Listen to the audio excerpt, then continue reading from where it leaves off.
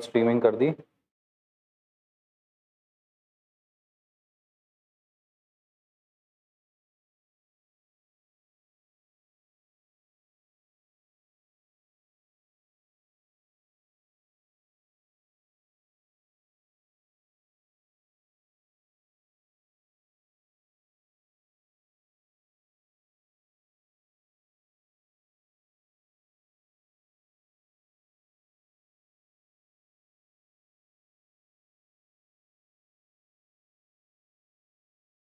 लो भाई, setting up business के chapter number 5 चालू करते हैं। तो ये लगा दो एक बार चार्ज पे, बंद हो गया नहीं तो। Formation of LLP. देखो भैया, फॉर्मेशन ऑफ एलएलपी के बारे में बात कर रहे हैं। एलएलपी का फॉर्मेशन कैसे होगा? इसके अंदर ड्राफ्टिंग का पार्ट भी इंक्लूड होगा। ठीक है, एग्जाम के अंदर ड्राफ्टिंग भी आती है आप लोग के। कंपनी लॉ के अंदर और सेटिंग अप दोनों के अंदर ड्राफ्टिंग का पार्ट आता है। ड्राफ्टिंग मतलब क्या होता है कि जब ओरिजिनली जो डॉक्यूमेंट ड्राफ्ट होता है that is called as drafting. तो ड्राफ्टिंग कैसे होती है उसके बारे में थोड़ा थोड़ा ऐसे, बहुत ज्यादा डिटेल में नहीं आता, थोड़ा थोड़ा ऐसे पूछा जा सकता है। ठीक है, फॉर्मेशन ऑफ एलएलपी यानी कि अपन यहाँ पे एलएलपी के बारे में सारी डिटेल के बारे में बात करेंगे जो इसके फॉर्मेशन से इनकॉर्पोरेशन से रिलेटेड है। Formation of LLP, concept of LLP, definition of LLP. LLP is a corporate business vehicle that enables professional expertise and entrepreneurial initiative to combine and operate in flexible, innovative and efficient manner। सबको पता है, ठीक है, कि professional expertise, क्योंकि LLP हर कोई open करता नहीं है। ठीक है, प्रोफेशनल्स ही ओपन करते हैं। LLP ऐसा थोड़ी है कि हर कोई ओपन करके बैठ जाएगा। भाई क्यों ओपन करके बैठेगा? LLP ओपन करने की जिम्मेदारी LLP ओपन कौन करता है? चार्टर्ड अकाउंटेंट्स, कंपनी सेक्रेटरीज, ठीक है, एडवोकेट्स, यही सब लोग तो क्या करते हैं? LLP ओपन करते हैं। ठीक है, they can form partnership form कर लेते हैं। कौन कौन पार्टनरशिप फॉर्म कर लेता है? ठीक है, यहाँ पे CA/CS पार्टनरशिप फॉर्म कर सकते हैं LLP के अंदर। हाई प्रखर गुड मॉर्निंग। ठीक है, CA/CS पार्टनरशिप फॉर्म कर लेते हैं। तो this is how LLP is formed. LLP इसी तरीके से फॉर्म करी जाती है। सो बेसिकली इनमें क्या होता है, एंटरप्रेन्योरियल इनिशिएटिव को कंबाइन करते हैं, फ्लेक्सिबल और इनोवेटिव और एफिशिएंट मैनर में ऑपरेट करते हैं। Providing benefit of limited liability, सबसे बड़ा बेनिफिट क्या होता है इनका? लिमिटेड लायबिलिटी का होता है। allowing members the flexibility for organizing their internal structure as a partnership। मतलब इंटरनल स्ट्रक्चर तो पार्टनरशिप का है और ऊपर एक शील्ड लगी हुई है किसकी? ठीक है, किसकी लगी हुई? लिमिटेड लायबिलिटी की। यानी कि अंदर से तो पार्टनरशिप है और ऊपर से शील्ड बना दी किस चीज की? लिमिटेड लायबिलिटी की। भैया पार्टनरशिप और LLP में डिफरेंस क्या है? मेन डिफरेंस ये है कि पार्टनरशिप में इंटरनल फ्लेक्सिबिलिटी बहुत ज्यादा रहती है। मतलब जैसा चाहे पार्टनर्स वैसे फ्लेक्सिबिलिटी शो कर सकता है। कब कौन आ रहा है, कौन जा रहा है, ठीक है, इन सब चीजों के लिए, इंटरनल मैटर्स के लिए they don't need to ask anybody else. ठीक है, तो वो अंदर ही अंदर सब कुछ डिसाइड कर सकते हैं, बट उनके पास कोई शील्ड नहीं होती जिससे वो सेपरेट लीगल एंटिटी क्रिएट कर सके। तो partnership is not a separate legal entity. Partnership की कोई सेपरेट लीगल एंटिटी नहीं होती। पार्टनरशिप का कुछ वजूद नहीं होता। अगर प्रैक्टिकली देखा जाए तो वजूद किसका है? पार्टनर्स का है। सू करेंगे किसको? पार्टनर्स को। केस करेंगे किसके ऊपर? पार्टनर्स के ऊपर। जेल में कौन जाएगा? पार्टनर। ठीक है, नुकसान किसको होगा? पार्टनर का। बट यहीं पे LLP क्या करता है, अंदर क्या तो सब कुछ सेम है, बस शील्ड ऊपर से टाइट कर दी। उन्होंने क्या कर दिया? लिमिटेड लायबिलिटी पार्टनरशिप में क्रिएट कर दिया। सो लायबिलिटी ऊपर से क्या कर दिया? लिमिटेड कर दी। लायबिलिटी लिमिटेड कर दी, काम दे दिया सेंट्रल गवर्नमेंट को, power they the central government के पास में। समझ गए? रजिस्ट्रेशन होगा, कंपल्सरी रजिस्ट्रेशन कर दिया, CG के पास पावर आएगी और डिस्क्लोजर की रिक्वायरमेंट बढ़ा दी। डिस्क्लोजर की रिक्वायरमेंट इंक्रीज होने से क्या होगा? डिस्क्लोजर की रिक्वायरमेंट इंक्रीज होने से फायदा ये हो गया कि ट्रांसपेरेंट ज्यादा रहेंगे पहले के मुकाबले। अब ट्रांसपेरेंसी ज्यादा है। पुराने हमें पार्टनरशिप की ट्रांसपेरेंसी बिल्कुल नहीं रहती थी, इसकी ट्रांसपेरेंसी ज्यादा है। तो कंपैरेटिवली हम इसे जब ट्रांसपेरेंट बनाने की कोशिश कर रहे हैं तो हम इसके ऊपर एक प्रोटेक्शन शील्ड भी प्रोवाइड कर सकते हैं कि हाँ ठीक है, we are providing a protection shield in the form of limited liability. समझ गए क्या? The limited liability partnership act 2008, that is LLP act 2008, does not provide an exhaustive definition. इसकी कोई एग्जॉस्टिव डेफिनेशन प्रोवाइड नहीं करता। यार आप ना सुनो मेरी बात, आपसे बार, हाँ घर बार तो ठीक है, बट मैं कह रहा हूँ बाहर बार घूमना बंद कर दो, कोरोना वैसे ही फैल रहा है। हाँ वो ठीक है, दैट इज एक्सेप्टेबल, बट कोशिश करो कि कम से कम ही बाहर निकलो। यहाँ से घर, घर से यहाँ, बस कोई तीसरी जगह जाने का नहीं है आप लोग का। हाँ, और where is this guy? Parth, सर में दर्द हो रहा था? अच्छा ठीक है, हाँ जी। So does not provide an exhaustive definition. Subsection N of section 2 of the act states that limited liability partnership means partnership formed and registered under this act. बस इतना सा बोल रखा है कि पार्टनरशिप बनाई और रजिस्ट्रेशन करवा ली इस एक्ट में। तो LLP की कोई पर्टिकुलर डेफिनेशन नहीं दी इन्होंने। LLP को कोई एग्जॉस्टिवली डिफाइन नहीं करा। जैसे कंपनी को भी कोई बहुत ज्यादा डिफाइन नहीं करा गया था, ठीक है, तो इसको भी बहुत ज्यादा डिफाइन नहीं करा गया। इसके नेचर और उसके कैरेक्टरिस्टिक्स को समझने की कोशिश करते हैं तो हमें इसका अच्छे से मतलब समझ आ जाएगा।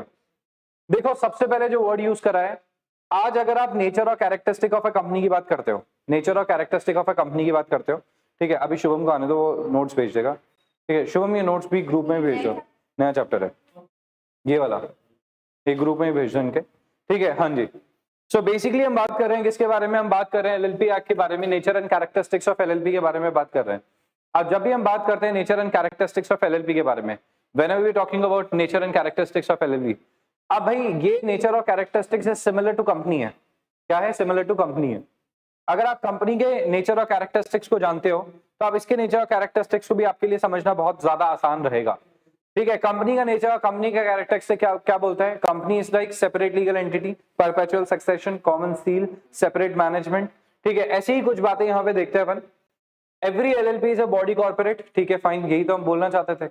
Having a separate legal entity from its partners in a perpetual succession, मतलब पार्टनर्स में कम पार्टनर्स में go, but LLP will go on for ever, LLP चलती ही जाएगी हमेशा। आगे बोलता है an LLP in India is governed by limited liability partnership act and therefore the provisions of Indian partnership act are not applicable. Definitely Indian partnership act is not applicable on this LLP, ठीक है, समझ रहे हो क्या, वो तो applicable होता भी नहीं है इसके ऊपर। आगे लिखा है इसके अंदर, every limited liability partnership shall use the word LLP as its acronym, limited liability partnership और its acronym LLP at the last of its name. अपने नाम के आगे एलएलपी लगाना जरूरी है, समझ रहे हो, हमेशा लगेगा, नहीं तो पता नहीं चलेगा ना क्या है। जैसे कंपनी है, कंपनी के अपने नाम के आगे लगाती है लिमिटेड, प्राइवेट लिमिटेड, ठीक है, ओपीसी, एलएलपी, ठीक है, तो इस तरीके से लगता है तो अपने को पता लग जाता है कि कौन सा लीगल इसका फॉर्मेशन हुआ है, किस नाम से लीगली फॉर्म हुई है। An LLP is a result of agreement between the partners and the mutual rights and duties of partners of an LLP are determined by the said agreement subject to the provisions of LLP Act 2008। ठीक है, partners के जो mutual rights है ना, mutual rights और duties, वो कौन govern करेगा, ठीक है, एलएलपी एक्ट 2008 गवर्न करेगा, ठीक है, फाइन, ये तो पता है। The LLP being a separate legal entity is liable for all its assets, ठीक है, is liable for all its assets and the liabilities of the partners limited only to the amount contributed by them just like a company। जिस तरीके से company के अंदर जो share holders होते हैं उन्होंने कंट्रीब्यूशन दिया। What do you mean by limited liability, limited liability का मतलब है कि आपकी लायबिलिटी तो आ सकती है बट वो लिमिटेड रहेगी। मतलब ये है कि आपने जो बिजनेस में पैसा इन्वेस्ट किया है, that will be the only liability. आप जो बिजनेस से पैसा घर ले जा चुके हो, पर्सनल एसेट्स बना चुके हो, वो रिस्पॉन्सिबल नहीं रहेगी, वो लायबल नहीं रहेगी। हाँ, हालांकि अगर आपने फ्रॉड किया, आपने काम सिर्फ एज ए शैम किया, एज ए फ्रॉड किया, तो that's all together different case. उस कंडीशन में ऐसा होगा कि उस कंडीशन में फिर आपकी पर्सनल एसेट्स भी लायबल हो जाएगी। जैसे फॉर एग्जांपल विजय माल्या, तो विजय माल्या ने जो फ्रॉड किया, Vijay Mallya has done some fraud, that is why his personal assets were also attached, इसीलिए उसकी पर्सनल एसेट्स को अटैच कर लिया था। उसी तरीके से विजय माल्या के अलावा, ठीक है, जैसे क्या नाम है इसका, नीरव मोदी, वो भी पर्सनली इसलिए अटैच्ड हुआ क्योंकि वो उसने पर्सनल लेवल पे फ्रॉड करने की कोशिश करी, तो पर्सनल लायबिलिटी अटैच हो गई। तो हम लोग उस कंडीशन में क्या है, हम लोग उस कंडीशन में यही चीज समझाने की कोशिश कर रहे हैं कि यहाँ पे हम लोग किसके बारे में बात नहीं कर रहे, यहाँ पे हम लोग बात कर रहे हैं कि इन लोगों ने फ्रॉड करा था। तो जो फ्रॉड करता है लॉ उसका साथ नहीं देता है, बट जो फ्रॉड नहीं करता है लॉ उसे लीगल प्रोटेक्शन प्रोवाइड करता है। लॉ बोलता है कि तूने बिजनेस में पैसा लगाया, बोले हाँ, उसमें घाटा हो गया, बोले हाँ, कोई बात नहीं, तूने जितना पैसा लगाया उतनी तेरी लायबिलिटी रहेगी, तेरी पर्सनल एसेट्स को लायबल नहीं बनाएंगे। तू घर पे जिंदा रह सकता है, घर पे तसल्ली से रह सकता है, वहां पे उसको लायबल नहीं बनाएंगे, अपन इसी को लायबल बना रहे हैं। ठीक है, समझ आ गया। आगे लिखा है इसमें, ठीक है, liable for all his assets with the liability of the partners limited only to the amount contributed by them just like a company. No partner will be individually liable for any wrongful act of other partners. However if the LLP was formed for the purpose of defrauding creditors, अगर LLP बनाने के पीछे जो मकसद था वो क्या था कि डिफ्रॉड करना, क्रेडिटर्स को धोखा देना, या for any fraudulent purpose, then the liability of the partners who had knowledge will be unlimited. यही मैंने आपको बताया अभी कि भाई नीरव मोदी, ठीक है, अभी ये दूसरा केस आपको बताया था, ये क्या नाम है इसका, विजय माल्या, तो ये सब क्या थे, इन लोगों ने जो क्या किया वो फ्रॉड था, तो वो फ्रॉड था तो दे विल बी रिस्पॉन्सिबल। ठीक है, इसी तरीके से सत्यम कंप्यूटर्स का केस हुआ था। सत्यम कंप्यूटर्स में कौन था, राजू रामालिंगम के साथ भी यही हुआ, और क्या हुआ, नथिंग एल्स, यही हुआ उसके साथ भी। समझ रहे हो क्या, क्या हुआ उसके साथ? यही हुआ कि उसको जेल में डाल दिया, अभी ही इज इन जेल, है ना, रिगोरस इम्प्रिजनमेंट में एंड लाइफ टाइम डिपार्टमेंट हो चुका है। लाइफ टाइम वो किसी भी कंपनी में अब डायरेक्टर नहीं बन सकता, मतलब किसी भी कंपनी का मेंबर भी नहीं बन सकता ना, लाइफ टाइम डिपार्टमेंट है। एंड उसको रिगोरस इम्प्रिजनमेंट हुआ है 10 इयर्स का, जिसमें से वो 3 या 4 साल की सजा काट चुका है और बाकी रिमेनिंग 6-7 साल की सजा है उसके वो बची हुई है, 5-6 साल की सजा बची हुई है। तो वो 5-6 साल और जेल में, उसके बाद बाहर आ जाएगा and he can live like an ordinary man, but he cannot do anything. Though he is having sufficient funds in his Swiss bank account, so that's okay for him. Okay, he is like doesn't make difference. हाँ हाँ तो ठीक है। There must be at least 2 designated partners in every LLP, one of whom shall be the resident in India. ये बोलता है कि 2 designated partners होने चाहिए, ठीक है। कितने designated partners होने चाहिए? 2। जैसे 2 कौनी होती है वैसे 2 डेजिग्नेटेड पार्टनर्स होते हैं, और एक का क्या होना जरूरी है? एक का इंडियन रेसिडेंट होना जरूरी है। क्या होना जरूरी है? इंडियन रेसिडेंट होना जरूरी है, ठीक है।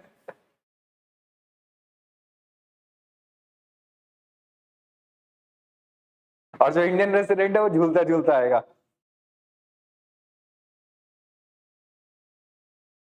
हाँ अपने ही लोग हैं भाई, प्राइवेट कर रखी है। क्या क्या?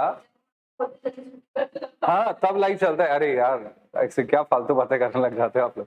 At least 2 designated partners in every LLP, one of whom shall be resident in India, ठीक है। 2 डेजिग्नेटेड पार्टनर्स होंगे, कितने?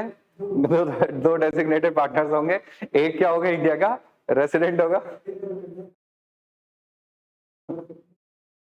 अब नहीं करेगी, अभी थोड़ी करेगी, ऐसे रैंडमली कभी करे तब पकड़ना, ठीक है, बता के थोड़ी होता है। Every LLP shall maintain annual accounts to show true state of affairs. It must prepare a statement of accounts and solvency every year, file with the register. अरे सुनो इधर ध्यान दो ना, तो वहां पे चालू ही हो जाते हो आप लोग यार।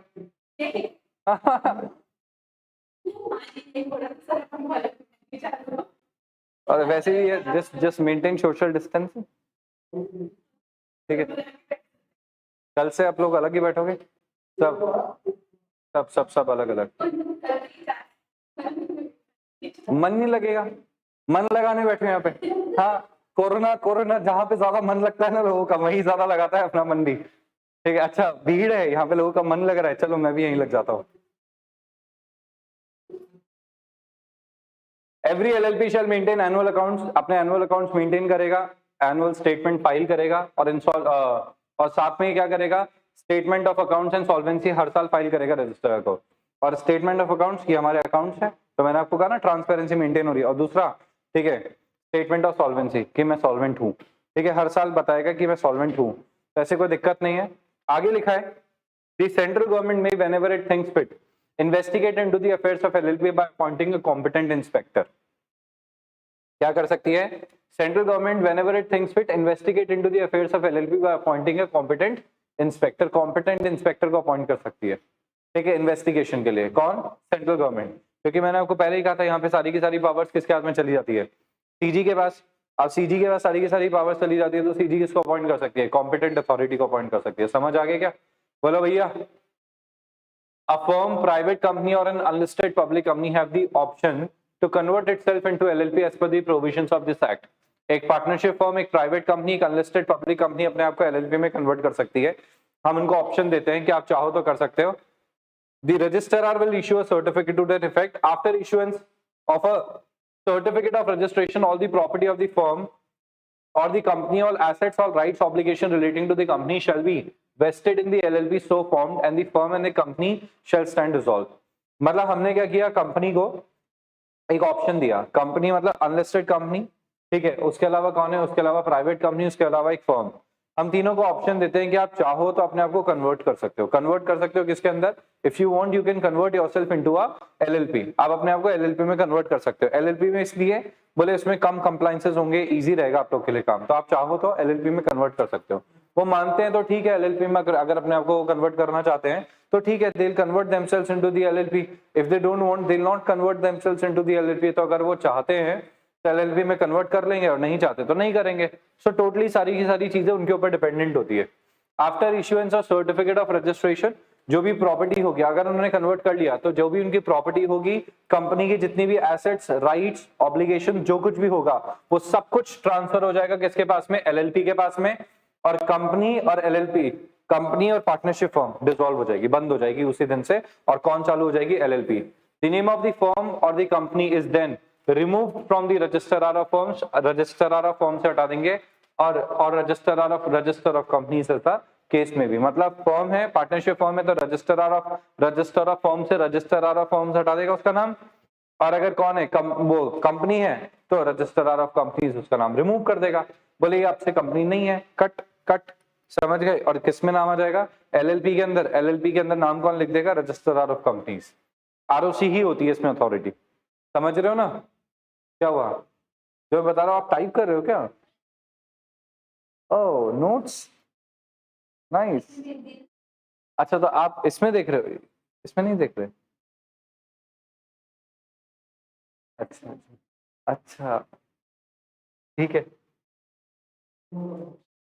नहीं नहीं अच्छी बात है, and I totally appreciate this.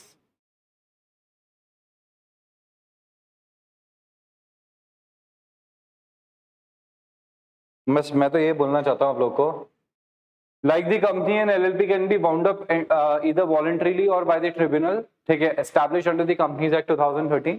जैसे कंपनी है तो एलएलपी का भी वाइंडिंग अप उसी हिसाब से होता है, या तो वॉलंटरी वाइंडिंग अप या कंपलसरी वाइंडिंग अप ट्रिब्यूनल के थ्रू, समझ गए? ठीक है, क्योंकि मैंने आपको कहा एलएलपी और कंपनी में बहुत ज्यादा डिफरेंस है नहीं, प्रैक्टिकली देखा जाता है दोनों एक ही बात है, एलएलपी और कंपनी चीज एक ही है, अलग अलग नहीं है। The LLP Act 2008 also enables the central government to apply the provisions of Companies Act whenever it thinks appropriate, ठीक है?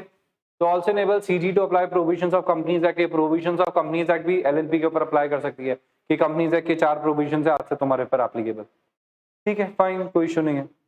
अब बात करते हैं अपन एडवांटेजेस ऑफ एलएलपी। एडवांटेजेस क्या है, क्यों एलएलपी फॉर्म करें, है ना? इजी टू फॉर्म, सबसे अच्छी बात है, बहुत आसानी से फॉर्म हो जाती है, समझ रहे हो? तो बहुत ज्यादा इसमें माथाफोड़ी नहीं है, less complicated, less time consuming, unlike the process of forming a company. Company का फॉर्मेशन थोड़ा सा डिफिकल्ट होता है, कंपनी के फॉर्मेशन में टाइम लग जाता है, कंपनी के फॉर्मेशन में सारी की सारी फॉर्मेलिटी जीरो से करनी है मान लो, तो कंपनी फॉर्म करने में नाना करके भी ना 15-20 दिन का टाइम लग जाएगा मिनिमम बता रहा हूँ प्राइवेट कंपनी के लिए, मिनिमम, बल्कि ज्यादा भी लग सकता है। ये तो है प्राइवेट कंपनी के फॉर्मेशन के अंदर, ठीक है। उसके बाद भी है ना लीगल फॉर्मेलिटी चलती रहेगी आरओसी की, तो कंपनी के फॉर्मेशन में टाइम लग जाता है, एलएलपी के फॉर्मेशन में तो इतना टाइम नहीं लगता, हफ्ते भर में एलएलपी का फॉर्मेशन हो जाता है अगर लग के काम करा जाए तो, है ना। Liability, the partners of the LLP is having a limited liability, which means partners are not liable to pay the debts of the company from their personal assets. No partner is responsible for any other partner's misconduct, ठीक है। Perpetual succession, मतलब अगर किसी partner की death हो जाती है तो उसकी जगह उसका जो लीगल हायर है वो ओनर बन जाएगा, उसके बाद जैसी ओनरशिप चली जाएगी, ठीक है, तो कंटिन्यू चलता रहेगा, ठीक है। The LLP will get wound up only as per the provisions of the act. Normally बंद नहीं हो सकती, लॉ के प्रोविजंस के हिसाब से बंद होगी। तो जो भी परपेचुअल सक्सेशन होता है ना, उसको लॉ ही खत्म कर सकता है, ठीक है। परपेचुअल सक्सेशन के लिए बोला जाता है even a hydrogen bomb can not destroy a company. अगर हाइड्रोजन बॉम्ब आके उड़ा भी देगा कंपनी को, तो कंपनी की बिल्डिंग खत्म हुई है, नई जगह बना लेंगे कंपनी, क्या हो गया इसमें, समझ गए क्या। ऑनलाइन कंपनी, आप बताओ, बिजनेस ही ऑनलाइन चल रहा है, कोई रजिस्टर्ड ऑफिस ही नहीं है, फिर कहाँ किसको उड़ाओगे, ठीक है। एक बंदा है कंपनी चला रहा है, लैपटॉप लेके घूमता रहता है, ठीक है, जिस भी बिल्डिंग को उड़ाओ दूसरे बिल्डिंग में चला जाएगा, तो लैपटॉप से काम कर रहा है, उसमें क्या हो गया, डजंट मेक डिफरेंस। तो कंपनी को खत्म करने का सिर्फ एक तरीका है, वो क्या है, वो लीगली कंपनी बनी है, लीगली ही बंद होगी, समझ गए। Management of the company, LLP has partners who own and manage the business. This is different from a private limited company whose directors may be different from shareholders, ठीक है। Partners ही manage करते हैं, ठीक है, ये प्राइवेट कंपनी से अलग है। हो सकता है प्राइवेट कंपनी में डायरेक्टर्स मैनेजर्स हो, डायरेक्टर्स ही मैनेजमेंट देख रहे हो, मेंबर्स ही डायरेक्टर्स हो, ठीक है, तो ये हो सकता है, यहाँ पे अलग भी हो सकता है, ठीक है। यहाँ पे पार्टनर्स ही मैनेज करते हैं। Easy transferability of ownership, easily transferable हो जाता है, ठीक है, आप इजीली डीड साइन करके क्या कर सकते हो, ट्रांसफर कर सकते हो। Taxation, LLP is not subject to deed,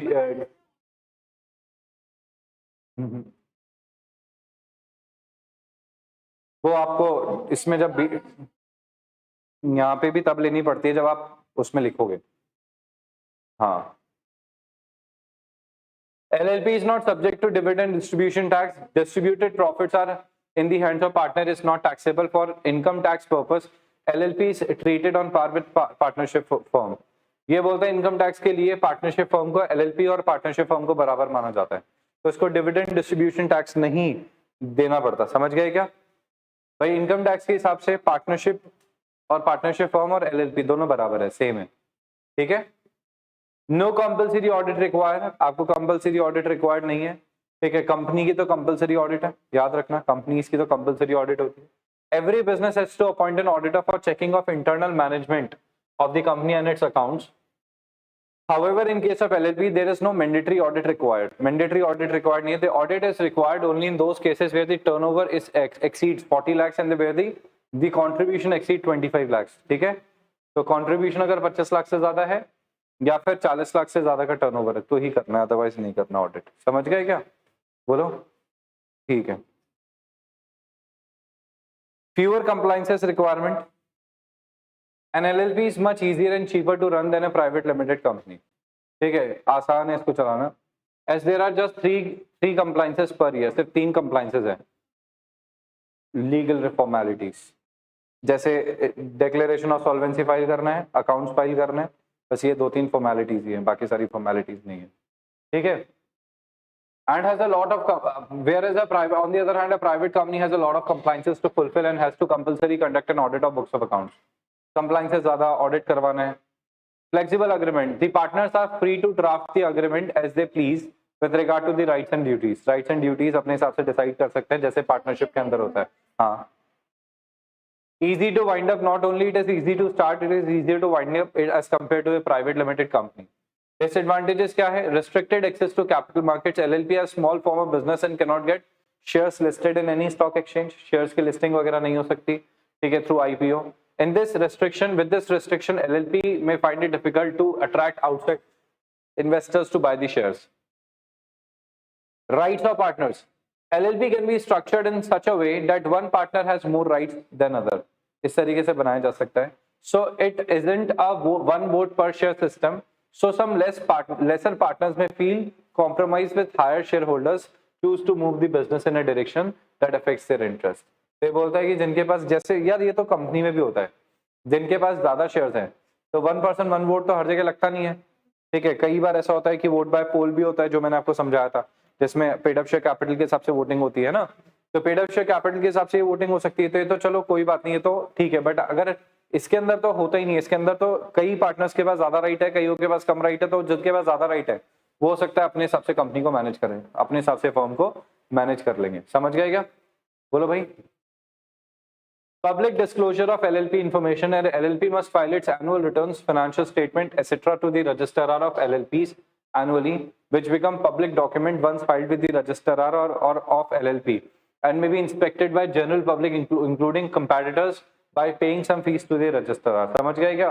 भाई ये बोलता है कि इसको अपने एनुअल अकाउंट फाइल करने ROC के पास में, अब कोई भी देख सकता है, पब्लिक डॉक्यूमेंट बन गया है, पब्लिक डॉक्यूमेंट बन गया तो कोई भी इंस्पेक्ट कर सकता है, कोई भी इंस्पेक्ट कर सकता है। मतलब जैसे कि इंस्पेक्शन और कौन कर सकता है? इंस्पेक्शन तो वो भी कर सकते हैं, क्या नाम है इसका, जैसे अपन बोलते हैं ना, कंपैटिटर्स भी इंस्पेक्शन कर सकते हैं।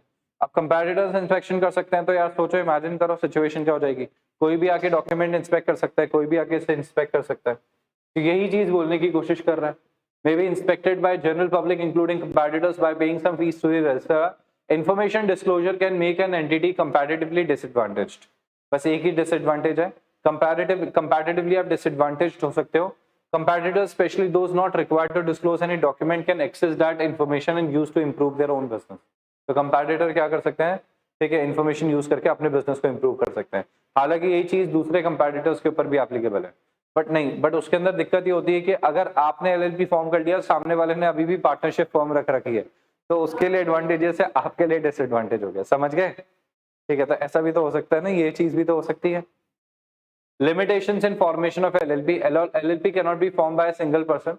A non-resident Indian and a foreign national willing to form a LLP must have one person resident in India to act as a designated partner.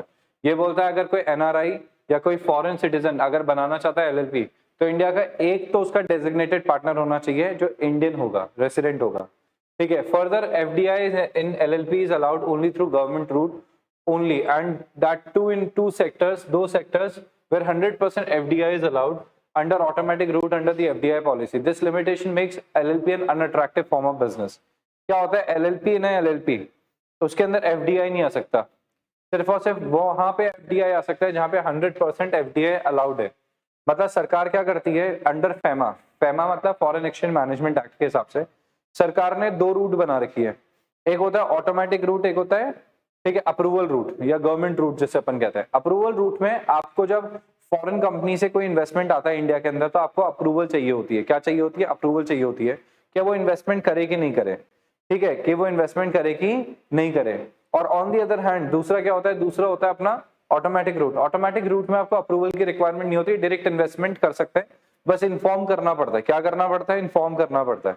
So just आप इन्फॉर्म करके क्या कर सकते हो? इंडिया में इन्वेस्टमेंट कर सकते हो। तो एक तो होता है इन्फॉर्म करके इन्वेस्टमेंट करना, एक होता है अप्रूवल लेना, पहले अप्रूवल ग्रांट होगी तो उसके बाद इन्वेस्ट कर सकते हो। जैसे तो इस तरीके से क्या है, इस तरीके के यहाँ पे बातें दे रखी है जहाँ पे क्या है इन्वेस्टमेंट के बारे में बताया जाता है। तो ये बोलता है कि एलएलपी के अंदर क्या है, एलएलपी के अंदर ये दिक्कत है कि एलएलपी के अंदर एफडीआई सिर्फ और सिर्फ ऑटोमेटिक रूट में अलाउड है, ठीक है। और दूसरा जो अपना रूट होता है गवर्नमेंट रूट, वहां पे एलएलपी अलाउड, वो एलएलपी के अंदर इन्वेस्ट करना अलाउड ही नहीं होता। सो कई जगह पे यहाँ पे रिस्ट्रिक्शंस लग जाते हैं फॉरेन इन्वेस्टमेंट के। तो कोई भी फॉरेन से इन्वेस्टमेंट एलएलपी में नहीं करता। अगर आपको फॉरेन से इन्वेस्टमेंट करना है तो कहाँ पे करोगे आप? सिर्फ और सिर्फ कंपनीज में। तो यहाँ पे आपको कंपनी फॉर्म करनी पड़ती है, एलएलपी के अंदर फॉरेन से इन्वेस्टमेंट नहीं आता, इसलिए एलएलपी इतना ज्यादा नहीं चल रहा। चल तो रहा है, एलएलपी काफी हिट है, एलएलपी काफी हिट है।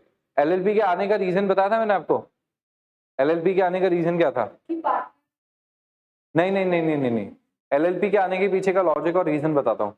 यूएस में ईयर 2002 में यूएस में क्या हुआ था, कुछ ना वो हो गए थे, लॉसेस हो गए थे, कुछ कंपनीज बंद हो गई थी, ठीक है। कंपनीज के अंदर क्या हो गया था, कंपनीज के अंदर ऑडिटर्स ने रिपोर्ट दे दी थी।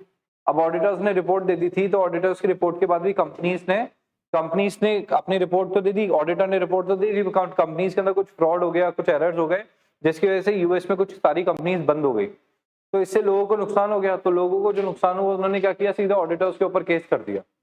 तो वहां के सीपीएस के ऊपर केस कर दिया। जैसे यहाँ पे सीए होता है तो वहां पे सीपीए होता है।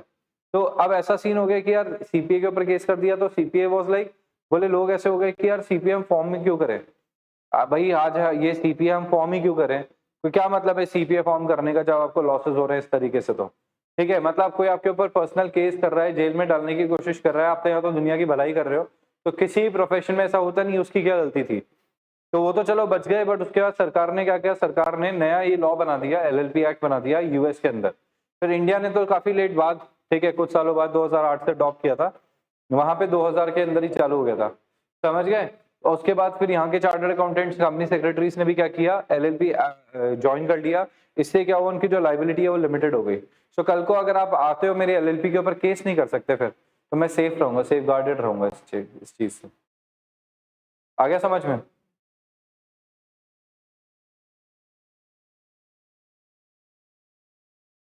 Offenses and penalties. अब offenses and penalties क्या है? LLP Act 2008 provides that for non-compliances on procedural matters such as delay in filing, so one has to pay default fee for every day which the default continues. जब तक default continue चलता रहेगा तब तक हर दिन का at the rate of 100 rupees per day, the rate of 100 per day after the expiry of date of filing of the period of 300 days, ठीक है, up to a period of 300 days, तो 300 दिन तक आपको इतनी पेनल्टी देनी पड़ेगी, ठीक है। The offense can be result in either through payment of the fine or through payment of the fine as well as imprisonment of the offender। तो ये थोड़ा सा डिसएडवांटेज हो जाता है कि अगर आपने रिटर्न भी फाइल नहीं करी तो 100 रुपए रोज का फाइन तो लगेगा ही लगेगा 300 दिन तक, ठीक है। इसके अलावा जेल भी हो सकती है। तो ये थोड़ा सा डिसएडवांटेज ज्यादा रह जाता है किसके लिए, एक एलएलपी को लेके ज्यादा डिसएडवांटेज हो जाता है। बोलो बात समझ आई कि नहीं? एलएलपी फॉर्मेशन में एक तरीके का डिसएडवांटेज बन गया है कि यार फॉर्म करेंगे तो रिस्क है, थोड़ा सा रिस्क ज्यादा रहता है इस चक्कर में। तो दे आर लाइक कि फॉर्म करे कि नहीं करे। बोलो बात समझ आई कि नहीं? एलएलपी का फॉर्मेशन समझ आया? हाँ या नहीं? जल्दी बोलो। ठीक है,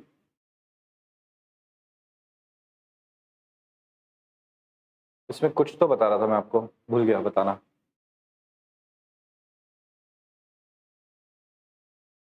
याद ही नहीं आ रहा, कुछ तो बताना था। Exit options are not easy for LLP in default of filing. LLP who has defaulted in filing its statements of accounts or annual return with the registrar of LLP, filing to shut down its operation and winding up will have to make its default good first by filing necessary e-forms with late filing fees. तो भैया आप क्या कर रहे हो, LLP ने आपने default करा और आप LLP बंद करना चाहते हो। जैसे अभी मेरे क्लाइंट के साथ हुआ, मेरे क्लाइंट ने क्या किया, मेरे क्लाइंट है उन्होंने जीएसटी की रिटर्न्स वगैरह फाइल नहीं करी थी, तो जीएसटी की रिटर्न्स फाइल नहीं करी उन्होंने, फिर उन्होंने फाइनली डिसाइड करा कि हम लोग बंद कर देते हैं। तो बंद करते टाइम पे जीएसटी की रिटर्न्स उन्होंने काफी टाइम की, जो उनकी 6 महीने की जीएसटी की रिटर्न्स पेंडिंग थी वो मैंने फाइल करवाई। एक दिन का पेनल्टी है इसका 15 रुपए का, मान लो इसके 15 रुपए की पेनल्टी के हिसाब से कैलकुलेट कर लो, तो उसके ऊपर इंटरेस्ट भी लग जाएगा। तो ऐसे करके उनके ऊपर काफी पेनल्टी लग गई थी, काफी सारी पेनल्टी लग गई थी, फिर उन्होंने जीएसटी सरेंडर कर दिया, बंद कर दिया। इस तरीके से मेरा खुद का जीएसटी अटक गया था नॉन फाइलिंग के चक्कर में। वो इसलिए हो गया था क्योंकि जब मैंने जीएसटी लिया था ना, ये बहुत पुरानी बात है, तो मैंने मेरी दीदी को कहा था जीएसटी लेने के लिए, तो उन्होंने अपने आर्टिकल को बोला था जीएसटी के लिए, और उनके आर्टिकल ने जीएसटी लिया। अब उनके आर्टिकल असिस्टेंट ने जीएसटी लिया तो उसमें अपना नाम दे दिया, अपना नाम मतलब फोन नंबर होता, ईमेल आईडी होता है ना, वो करेक्ट नहीं था। अब फोन नंबर और ईमेल आईडी करेक्ट नहीं होने की वजह से बार बार काफी टाइम तक डिले हो गया था। तो आज भी जीएसटी डिपार्टमेंट से मैं करीब 20,000 रुपये मांगता हूँ, बट अगर वो मांगने गया मैं जीएसटी डिपार्टमेंट से, ठीक है, तो जीएसटी डिपार्टमेंट बोलेगा 40,000 तू हमें और ला के दे।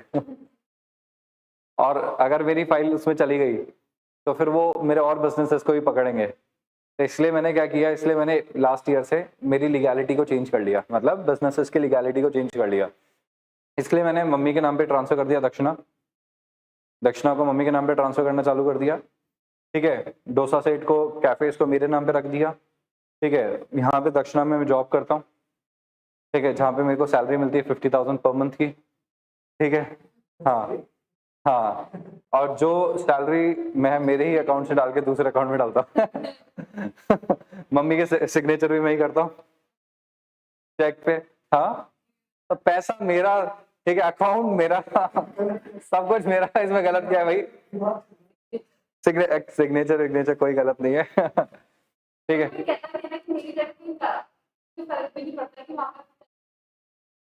ओहो आप करो नहीं करो, ठीक है, यहाँ तो करना पड़ता है, ठीक है।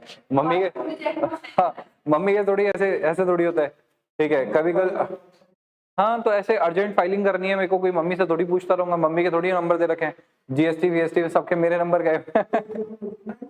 हाँ। मम्मी मना कर दे, अकाउंट में 2 लाख रुपए पड़े, मैं तो फंस गया। बोले सैलरी कम कर, तेरी बहुत ज्यादा ले रहे, इतना तो काम ही नहीं करता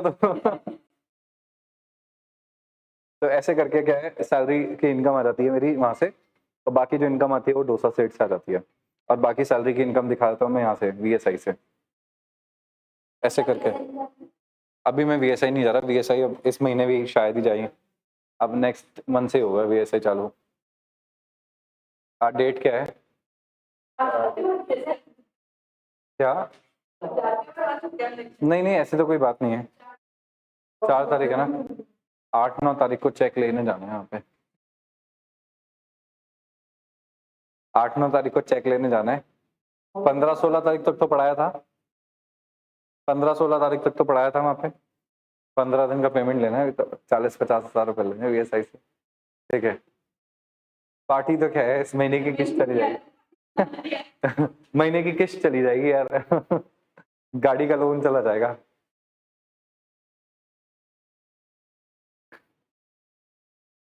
चलो भाई, समझ आया क्या? हाँ हाँ, अब तो आएगा ही। सही बात है। नहीं तो मैं बता रहा हूँ, तो इससे क्या किया मैंने, फिर मेरा जीएसटी मैंने कैंसिल करवा दिया, मतलब जीएसटी मैंने कैंसिल नहीं करा, गवर्नमेंट ने कर दिया, और अपन ने उसको छेड़ा भी नहीं, क्योंकि अपने को पता है अपने छेड़ते ही अपने को 40,000 जेब से और देने पड़ जाएंगे। 40 नहीं भी देने पड़े तो भी मतलब 30 तो देने पड़ेंगे, और वो 20 तो आने भी नहीं है। तो अपन ने क्या किया, अपन ने वो जीएसटी सरकार ने कैंसिल कर दिया सुओ मोटो, अपनी इच्छा से अपनी मर्जी से उन्होंने कैंसिल कर दिया।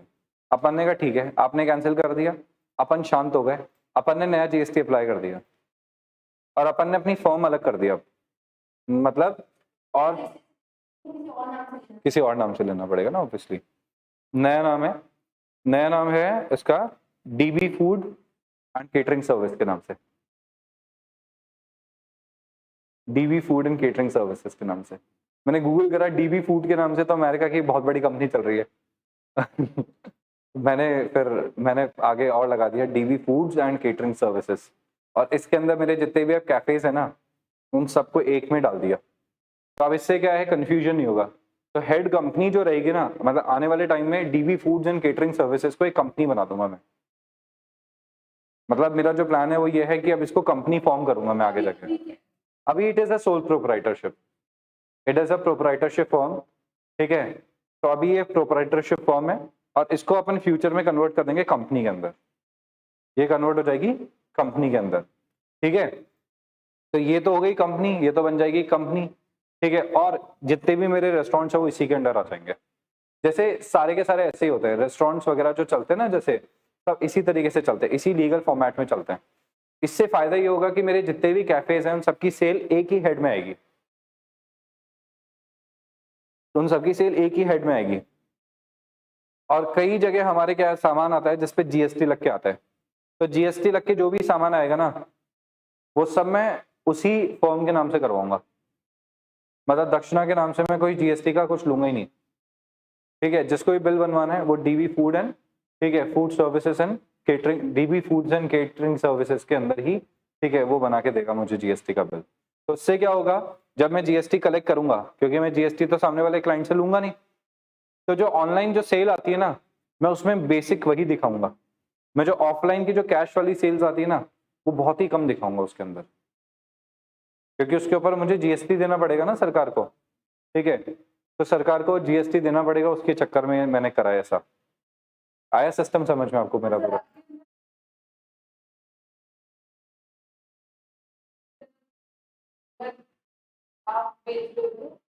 स्विगी ही कलेक्ट करती है, स्विगी जमा कराती है, बट स्विगी उस पर 1% टीडीएस लेती है, सिर्फ 4% मेरे को जमा कराना पड़ता है। कभी आपको रिटर्न फाइल करके दिखाऊंगा जीएसटी की, जीएसटीआर फाइल करके दिखाऊंगा, तो आपको प्रैक्टिकली समझ आ जाएगा जीएसटी में रिटर्न कैसे जाती है। पूरा दिखाऊंगा आपको जीएसटी में क्या क्या हो रहा है ना। लिमिटेशन इन एग्जिट ऑप्शन, ठीक है। अच्छा, एग्जिट ऑप्शन के लिए भी मैंने आपको क्या कहा, जीएसटी में एग्जिट ऑप्शन भी लेना है अपने को, तो सारे रिटर्न्स फाइल करके लेना पड़ेगा। उसमें भी इन्होंने भी ऐसे ही किया, ठीक है। बोले सारे की सारी जितने भी पेंडिंग रिटर्न्स है सब कुछ फाइल करके फिर एग्जिट ले सकते हो। This provision is making LLP an unattractive form of business as in India there are many businesses that are ignorant about compliances. और इंडिया के अंदर तो ये देखो, ये चीज है ही, इंडिया के अंदर अपने से सब कुछ हो सकता है, ये कंप्लायंसेस नहीं हो सकते। इंडिया के अंदर कभी अपन ने इस तरीके के बंद के काम किया नहीं ना, खुले में चौड़ में काम किया हमेशा, ठीक है। दुकान दुकान की जगह थोड़ी रह गई है, जब तक दुकान आपकी, ठीक है, सड़क पे 10 फुट आगे ना आ जाए तब तक दुकान दुकान नहीं है। यही होता है इंडिया के अंदर, हाँ या नहीं? दुकान दुकान के अंदर थोड़ी रहती है, दुकान का सामान जब तक बाहर आके नहीं लगता, ठीक है। फुटपाथ हमारे किसके लिए है? दुकानों के लिए तो बने, लोगों के लिए तो सड़क बना रखी हमने, ठीक है। तुम सड़क पे जैसे तैसे चल लो, ठीक है। यही होता है हर जगह, ये होता है, this is happening everywhere, this is happening. Limitation in external commercial borrowings, ECBs, जैसे मैंने आपको बताया एफडीआई नहीं हो सकता तो ईसीबी भी नहीं हो सकता। एफडीआई मतलब इट्स लाइक इक्विटी इन्वेस्टमेंट, मालिक बनना, और ईसीबी मतलब लोन लेना, तो आप फॉरेन से लोन भी नहीं ले सकते, समझ गए? फॉरेन से आप लोन भी नहीं ले सकते, ये चीज आ जाती है इसके अंदर। तो बोलता है limitation in external commercial borrowing, limited liability partnership are not allowed to raise ECBs, therefore a LLP cannot avail commercial loans from its foreign partners, FIIs, foreign banks and any financial institution located outside India। समझ आ गया क्या? तो इन सब से loan वोन वो नहीं ले सकते, अलाउड नहीं है इनको, कंपनी ले सकती है। अब पार्टनर्स के बीच में क्या बनता है बेटे? LLP अग्रीमेंट बनता है। पार्टनर्स के बीच में क्या बनता है? कि LLP अग्रीमेंट बनता है पार्टनर्स के बीच में, तो इसी चीज के बारे में बात कर रही है। Section 210 of the Limited Liability Partnership Act 2008 defines it as under LLP, limited liability LLP agreements mean any written agreement between the partners of the limited liability partnership or between the limited liability partnership and its partners, ठीक है, तो partners के बीच में या LLP और उसके partners के बीच में, क्योंकि एलएलपी भी तो सेपरेट लीगल एंटिटी है ना, तो एलएलपी और उसके पार्टनर्स के बीच में या फिर पार्टनर्स के बीच में। Will determine mutual rights, duties of the partners, उनके rights and duties क्या होंगे एलएलपी के रेस्पेक्ट में, समझ गए क्या? It is compulsory to make and execute LLP agreement within 30 days of incorporation. 30 दिन के अंदर अंदर आपको एक LLP agreement बनाना कंपलसरी है। बोलो समझ आएगी नहीं बात? 30 days, within a period of 30 days, you must have a LLP agreement. आगे बात समझ में? ठीक है, बहुत अच्छी बात लगी। The value of stamp paper on which the LLP agreement must be printed or stamp duty to be paid on the LLP agreement is dependent on the state of incorporation and the amount of capital contribution by the partners. Agreement की जो copy है उसके ऊपर जो stamp लगेगा, stamp कितने का लगेगा वो डिपेंड करता है कैपिटल कितना है, प्लस डिपेंड करता है कौन सा स्टेट है। तो स्टेट वाइज और कैपिटल वाइज, मतलब कैपिटल वाइज डिफरेंशिएट होगा स्टेट के अंदर, किसी स्टेट में ज्यादा किसी स्टेट में कम, समझ के, इसलिए वो अमाउंट नहीं बता सकते, इसलिए वो अमाउंट नहीं बता सकते। How to draft LLP agreement? LLP agreement defines the rules, responsibilities, rights and powers of partners of LLP, ठीक है, to each other. Hence, it creates the foundation of the smooth running of LLP. LLP agreement clarifies the managerial, operational as well as administrative responsibility. कौन संभालेगा, कौन operations देखेगा, कौन management देखेगा, ठीक है। Methodologies बताएंगे कि decision कैसे लिया जाएगा, majority से लेना है, 100% लेना है, adding a new partner, कोई नया partner कैसे आएगा, disassociation of existing partner, partner छोड़ के कैसे जाएगा। How to prepare LLP agreement? Draft the agreement and print it on a stamp paper. Draft करो, ठीक है, स्टैम्प पेपर लिया, उसके ऊपर प्रिंट कर लो। तो पहले पेज पे तो सिर्फ पार्टनर्स की डिटेल आएगी। सेकंड पेपर्स होते हैं ना, वो होते हैं वो ग्रीन कलर के जो पेपर्स होते हैं ना, लीगल पेपर्स जैसे अपन कहते हैं, ठीक है, थोड़े बड़े आते हैं, A4 साइज से बड़े, A3 साइज में आता है, A3 साइज में जो आता है, हाँ जी, उसके अंदर बनते हैं, समझ गए? जैसे अपना रेंट अग्रीमेंट बनता है ना, उसी तरीके का होता है, basic agreement. Value of paper नहीं, draft of agreement and to print it on a stamp paper of requisite value. Value of non-judicial stamp paper depends upon the state, ये तो हो ही गया। It's a non-judicial stamp paper non-judicial, judicial नहीं है ये, समझ गए? non-judicial stamp paper है ये, ठीक है। आगे लिखा है and in which registration of LLP is done and the amount of capital contribution आ जाएगा। All partners should sign the agreement at the bottom of the pages, ठीक है, सारे के सारे पार्टनर साइन करेंगे बॉटम पे। 2 witness should sign at the end of the document, each partner should provide a copy of the agreement, सबको एक एक कॉपी दे दी जाएगी, समझ गए क्या? ठीक है। Essential clauses to be included in LLP agreement. अभी देखो ये सब याद नहीं करना, ये सेक्शंस याद नहीं करने हैं, आप तो ये देख लो क्या क्या। पहला इंटरप्रिटेशन और डेफिनेशन, डेफिनेशन आ जाएगी कि किस किस चीज का डेफिनेशन का मतलब क्या है। इसका मतलब है कि अग्रीमेंट में क्या क्या आएगा, the clause of this essence of LLP agreement, the LLP agreement must provide the various definitions, जैसे कि डेजिग्नेटेड पार्टनर का मतलब क्या है यहाँ पे, अकाउंटिंग पीरियड का मतलब क्या है, स्टार्टिंग फ्रॉम 1 अप्रैल से ending on 31 March, business of LLP, उसका नाम, ठीक है, with which the LLP will be known, agreement must also provide the full address of registered office, समझ गए क्या? दूसरा बोलता है डेजिग्नेटेड पार्टनर कौन होगा, उसकी details, name of the LLP, LLP का नाम, registered office of the LLP कहाँ पे होगा, बिजनेस क्या होगा एलएलपी का, कैपिटल कितना कंट्रीब्यूशन आएगा, each partner will contribute how much amount, profit sharing ratio क्या होगा पार्टनर्स का, जैसे पीएसआर होता है ना कंपनी के केस, वो पार्टनरशिप फॉर्म के केस में वैसे ही, rights and duties of designated partner, admission of a partner, retirement of a partner, resignation of partner, expulsion of a partner, निकालेंगे कैसे, remuneration and interest to be paid to the partner, bank account, books of accounts and accounting है, समझ रहे हो कि basic बातें चल रही है। मीटिंग्स कैसे होगी पार्टनर्स की, इंडेमिनिटी, अगर कल को पार्टनरशिप फॉर्म को, मतलब ये एलएलपी को लॉस हो जाता है किसी पार्टनर के एक्ट की वजह से, सो उसे पार्टनर इंडेमनीफाई करेगा, या पार्टनर्स को एक्ट हो जाता है किसी दूसरे पार्टनर की वजह से, तो who will indemnify it, indemnification मतलब making the good the loss, ठीक है, मेकिंग गुड द लॉस, हाँ, एक तरीके से कॉम्पनसेट करना जो आपकी वजह से मुझे लॉस हुआ है। डिस्प्यूट को रिजॉल्व कैसे करेंगे, टर्म ऑफ एलएलपी कितना ड्यूरेशन का रहेगा, कोई टाइम पीरियड है कि नहीं है, जनरल प्रोविजंस जैसे कि binding of heir successor counterparts, ठीक है, serving of notices, waiver, governing law वगैरह, ये सब चीजें इसके अंदर इंक्लूड करी जाएगी। बोलो भैया समझ आया कि नहीं आया? खत्म? हाँ, तो ये चैप्टर अब कल कंप्लीट हो जाएगा अपना, कल अपन इसको 15-20 मिनट्स में कंप्लीट कर लेंगे। आप बोलो तो आज ही खत्म करवा दूं, टैक्स वाला कंप्लीट करवा दूं, तो ये तो आज रहने देते हैं, ये कल कंप्लीट हो जाएगा चैप्टर आपका, 15-20 मिनट का चैप्टर बचा है, इजी सा चैप्टर था ये, है ना। चलो वाइंड अप करते हैं इस क्लास को तो, और टैक्स की क्लास चालू करते हैं, ठीक है। Okay bye guys.